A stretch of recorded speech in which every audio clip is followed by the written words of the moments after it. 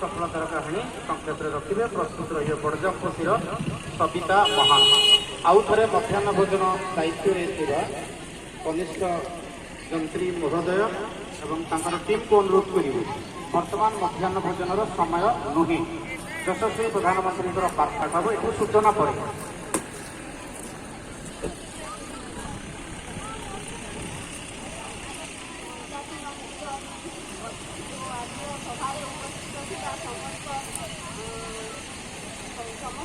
नमस्कार मो ना सांस्कृतना तो ग्राम निजुक्ति मो नाम महिला पटना ब्लॉक घटवा मुझे जातीसीएम भाव कम कर मोर 2007 मसीह एसएचजी को गठन